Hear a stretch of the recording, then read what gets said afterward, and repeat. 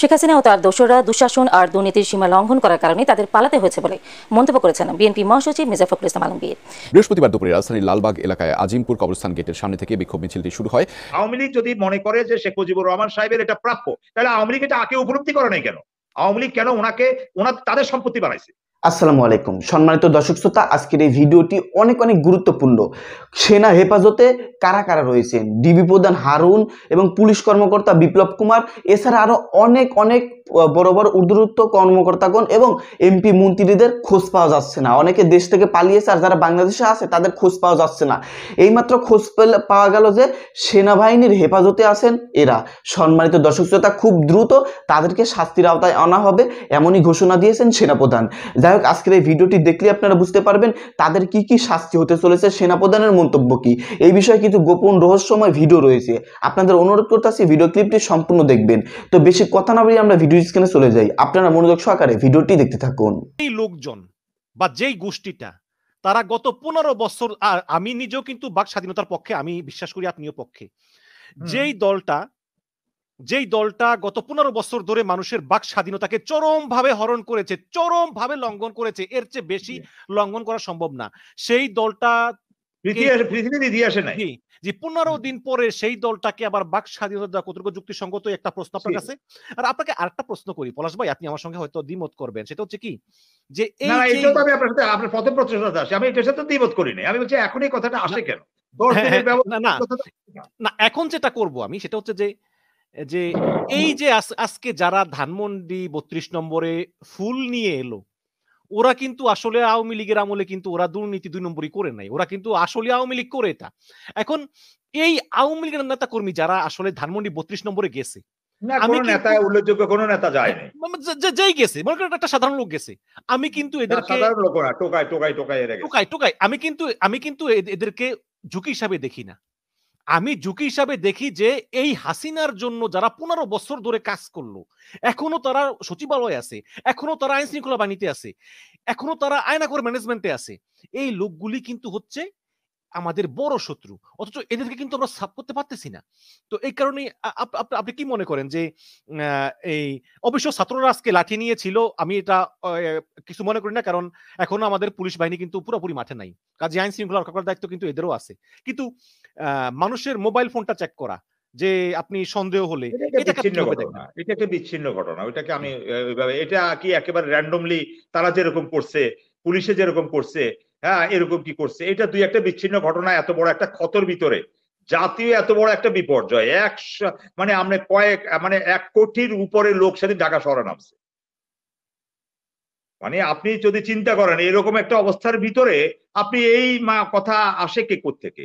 আপনি যদি এটা স্বাভাবিক কোনো ধরেন স্বাভাবিকভাবে ক্ষমতা হস্তান্তর, টেক ওভার, হ্যান্ড ওভার হইতো, তাহলে আপনার এই মানবাধিকার বা এটা, এখন আমি বলি মানবাধিকার কোথাও কাউ ধূলিসাৎ করা উচিত না, কিন্তু আমি বলছি যে কি এখনই এই জায়গাটা তো মানুষের মনে শঙ্কা তৈরি করে, একটা প্রতি বিপ্লবের আশঙ্কা মানুষ স্বপ্নে দেখে, যেখানে আপনি পার্শ্ববর্তী দেশে বসে প্রতিদিন স্টেটমেন্ট করতেছে পতিত সরকার, সেখানে আমেরিকার ইন্ডিয়ার মিডিয়াগুলা কিভাবে উস্কে দিচ্ছে, ভারতের সরকার স্বয়ং কিভাবে উস্কে দিচ্ছে, হাসিনার ছেলে কিভাবে উস্কে দিচ্ছে। আপনি আমাকে বলেন এই উস্কানির ভিতরে আপনি 10 দিনের মাথায়, যেটা আপনি আগেরটা যথার্থই ছিল যে এই ক্ষত শুকাতে না শুকাতে এই ঘটনাগুলো ঘটবে, এটা তো স্বাভাবিক ঘটনা। এটা নিয়ে আমরা এতটা মাতামাতি করা আমরা একেবারে মানবাধিকার লঙ্ঘিত হয়ে গেছে, একেবারে চলে গেছে। আওয়ামী লীগ যদি মনে করে যে শেখ মুজিবুর রহমান সাহেবের এটা প্রাপ্য, তাহলে আওয়ামী লীগ এটা আগে উপলব্ধি করে নাই কেন? আওয়ামী লীগ কেন তাদের সম্পত্তি বানাইছে? এটা তো প্রয়োজন ছিল না। তাহলে আজকে আপনি সামগ্রিকভাবে ওটা জনগণের কাছে ওই আবদারটা থাকতো। আপনি যদি জনগণের এই যে আপনি ছুটিটা বাতিল করলো, এটা সব দল প্রফেসর ইউনূস সাহেবের আমন্ত্রণে গেছে, সবাই ভোটাভুটির মাধ্যমে সেখানে গিয়ে তারা তাদের মতামত দিয়েছে, এই 15 আগস্টের শোক দিবস এবং বাতিল করলো, ছুটি বাতিল করলো, ঠিক আছে। কিন্তু আপনি আমাকে বলেন তো, তারা তো সংবিধানে এটা সংযোজন করছে, সব একদলীয় ভাবে করে নাই এটা, তাহলে একদলীয় ভাবে করলে এটা আপনার সার্বজনীন হলো কিভাবে? তাহলে শেখ মুজিবুর রহমান সাহেবকে যদি সার্বজনীন করা হতো এবং ওনাকে যদি ওই যে জাতির পিতা কথাটা যদি না লাগায়, যদি বাংলাদেশের স্থপতি এই কথাটা বলা হইতো, তাহলে আমি মনে করি যে মানুষ আজকে এরকম একটা বিক্ষুব্ধ হইতো না।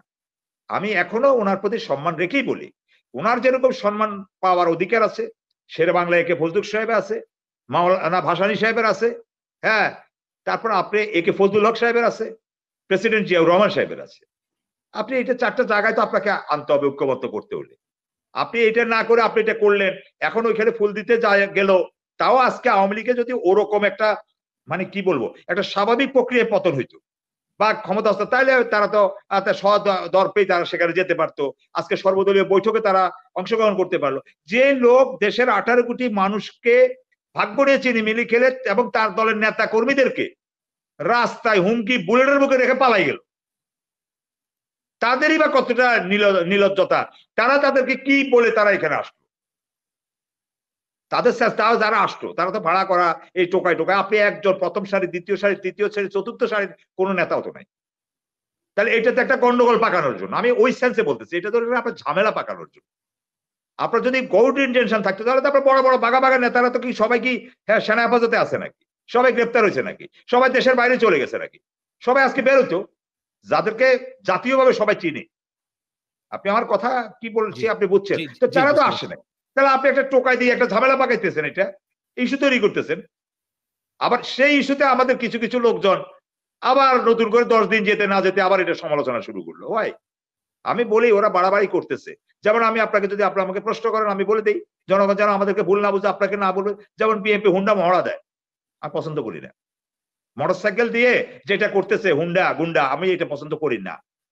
তারপরে ওই যে দলবল নিয়ে যে বিভিন্ন পাড়া মহল্লায় যায় বলতেছে আপনাদের সাথে আমরা আছি, এটাতে জনগণ ভয় পাচ্ছে, বিএনপির ইন্টেনশন নিয়ে প্রশ্ন উঠতেছে। আমি সেগুলোর ইয়েটা করি। কিন্তু আজ এই যে বিচ্ছিন্ন কিছু ঘটনা ঘটলো, মোবাইল একটা মানে একটা ছেলে ইমোশনালি আবেগ তাড়িত হয়ে, হ্যাঁ 2-4টা ছেলে 2-4 জায়গায় এরকম একটা ঘটনা ঘটছে, এটা একেবারে মানবাধিকার লঙ্ঘন হয়ে গেল। কেমন কি মানবাধিকার লঙ্ঘন? এই যে উনি যে টেলিফোনে ভয়েস রেকর্ডিং করে যে বাজাই দিল, সবাইকে উস্কে দিল 15 তারিখে উঠে আসেন। এই যে হাসিনা যে এই কথাটা বলছে, সেদিনও কি হাসিনা একটিবার এই যতগুলা হাজার ছেলে মারা গেল, বা 1,500 ছেলের মতো মারা গেল, 10,000 মতো আহত হলো, উনি কি সে সময়ও কি বলেছেন যে আমি তাদের জন্য সমবেদনা জানাই? ওই যে বরগুনা কোন মানে জাহাঙ্গীর কবিরের সাথে যে উনি ফোনে কথা বলতেছিলেন সভাপতি, তাকেও অবশ্য গ্রেফতার করছে। সেই রেকর্ডটা বাজায় বাজায় আমি বারবার শুনেছি, আমি চেষ্টা করেছি বোঝার, কই উনি সেখানে তো দুঃখ প্রকাশ করেন নাই। তো তার মানে কি? তার মানে আপনি সেখানে বসে বসে এখনো উস্কে দিচ্ছেন, তাহলে মানুষের মনে ওই সেন্টিমেন্টটা তো থাকবেই। জি, এখানে মূল জায়গা। এখানে আমি আপনাকে একটা প্রশ্ন করতে চাই, সেটা হচ্ছে যে আপনি জানেন যে একটা গণঅভ্যুত্থান হয়ে গিয়েছে, বিশাল বড় গণঅভ্যুত্থান, আমাদের ইতিহাসে এটা স্মরণীয়, এটা আমাদের ইতিহাস হয়ে থাকবে। এই গণঅভ্যুত্থানের পর আমরা দেখেছি যে ইরানে আমরা দেখেছি গণঅভ্যুত্থানের পরে 5,000 লোককে মেরে ফেলেছে অপোজিট পক্ষের। ফরাসি বিপ্লবেও দেখেছি, এমনকি আমাদের জিয়াউর রহমানের সময় দেখেছি, তিনি যদি কেউ না মারতেন তাহলে ওরা কিন্তু আবার তার এই গদিনে টানাটানি করতো। তো এরকম প্রতি বিপ্লবে আমরা দেখেছি যে এরকম রেকর্ড আছে। সেই হিসাবে কিন্তু বাংলাদেশে তেমন কিছু হয় নাই, কিন্তু আবার এই যে আপনি দেখেন যে তারপরে এই সেনাবাহিনীর সংগঠিত হচ্ছে, হয়তো ঘটাতে পারতেছে না, সেটা এখনই বাংলাদেশ থেকে ফাঁড়াটা কেটে যায়নি। তো আপনি আপনি আপনি দেখেন যে সেনা কু করার চেষ্টা করা হলো, ব্যর্থ হলো। জুডিশিয়াল কু করার চেষ্টা করা হলো, ব্যর্থ হলো। আবার দেখলাম যে হিন্দুদের, হ্যাঁ, আজকে দেখলাম যে প্রশাসনিক কনকসর একটা পোস্টে, প্রশাসনিক কাকা নাকি, আমি পুরোপুরি পোস্টটা পড়তে পারিনি, একটা মিটিং করে বা বহির্বিশ্বের একটা কানেকশন নিয়ে আমি দেখলাম যে আজকে 11 জন বা 12 জন হাই কমিশনার বা রাষ্ট্রদূতকে চাকরি থেকে বাদ দিয়ে দিল সরকার। এগুলো কিন্তু হচ্ছে। ওই সচিবকেও ওএসডি করে দিছে, আবার প্রধানমন্ত্রী কার্যালয় সচিব সালাউদ্দিনকে। আবার ওই হিন্দু নির্যাতন, একটু বলবেন আপনি? আপনি বলতে চেয়েছিলেন, আমি থামিয়ে দিয়েছি ভারত নিয়ে, আমি দুঃখিত এর জন্য। কিন্তু আপনার কাছে এখন প্রশ্ন যেগুলোর আলোকে, যে আওয়ামী লীগকে কি আসলে নিষিদ্ধ করা উচিত কিনা? আওয়ামী লীগ কিন্তু পথ দেখিয়ে দিয়েছে জামাতকে নিষিদ্ধ করে 1 সপ্তাহ আগে। আওয়ামী লীগকে কি আসলে নিষিদ্ধ করা উচিত কিনা, একটা সন্ত্রাসী সংগঠন হিসেবে, একটা গণহত্যাকারী দল হিসেবে, যেই দলটা যখনই ক্ষমতায় আসে তখনই দলটা গণতন্ত্রকে হত্যা করে? জি, আপনি যথার্থ বলেছেন। আমার কথাটা হলো যে কি, নিষিদ্ধ করার প্রশ্নে উত্তরটা তো আমি একটু পরে আসি। প্রথম কথাটা হলো যে কি, আপনি যে আশঙ্কার কথা বললেন প্রতি বিপ্লবের কথা, প্রত্যেকটা বিপ্লবের পরে প্রতি বিপ্লবের একটা ইয়ে থাকে। হ্যাঁ, এটা মানে অবস্থা থাকে, কোথাও সফল হয়, কোথাও ব্যর্থ। তবে প্রতি বিপ্লবে আবার ওই সরকার ফিরে আসা, হ্যাঁ, সেটার কিন্তু সুযোগ থাকে না। সেটা কিন্তু ইতিহাসে কিন্তু এরকম ঘটনাটা নাই। আমরা যদি এটা খুঁজে দেখি তাহলে দেখবেন যে আপনি প্রতি বিপ্লবের এই জিনিসটাই আওয়ামী লীগের লোকজনে বুঝতে পারছে না। যে যেই প্রতি বিপ্লবে সরকার দেশ ছেড়ে চলে যায়, পালিয়ে যায়, সে আর সার্ভাইভ করার সুযোগ থাকে না। এখানে আপনাকে বুঝতে হবে যে উনি যদি এখানে ধরেন হিটলার মতো সুইসাইড করে দিতেন, বা উনি যদি স্বেচ্ছায় কারাবরণ করতেন এরশাদের মতো, তাই না, তারপরেও তো তার একটা জিনিসের অবশিষ্ট বেঁকে থাকতো। এখন উনি রাজনীতিটা করবেন কি দিয়ে? উনি তো একজন পলাতক, দেশের সাথে বিশ্বাসঘাতকতা, জাতির সাথে, যদিও জাতি তাকে দায়িত্ব দেয় নাই, কিন্তু উনি নিয়েছে তো জোর করে।